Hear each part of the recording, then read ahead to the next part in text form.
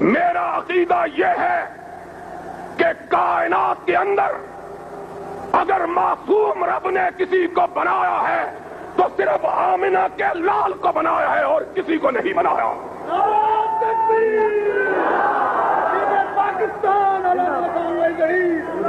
اس لیے میں کسی غیر معصوم کی بات کو شریعت نہیں مان سکتا۔ مجھ کو قتل کرو، دار پہ کھینچو مجھ کو قتل کرو، دار پہ کھینچو مجھ کو، میں نے یہ جرم کیا ہے کہ میں سچ بولتا ہوں۔ مجھ کو قتل کرو، تختہ دار پہ کھینچو مجھ کو، میں نے یہ جرم کیا ہے کہ میں سچ بولتا ہوں۔ ماشاءاللہ ماشاءاللہ۔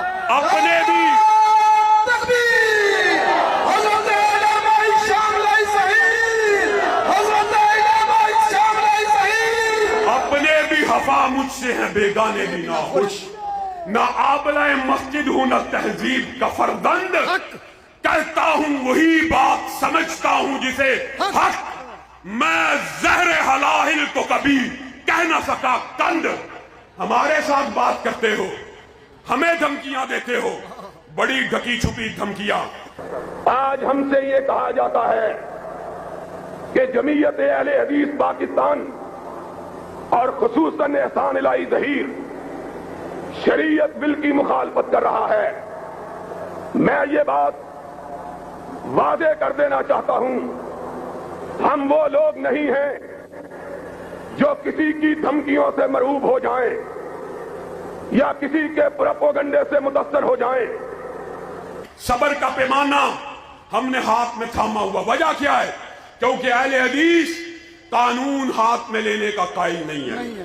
اہل حدیث وہ اس ملک کی واحد طاقت ہے جس نے کبھی لا اینڈ آرڈر کی سچویشن کو کریٹ نہیں کیا۔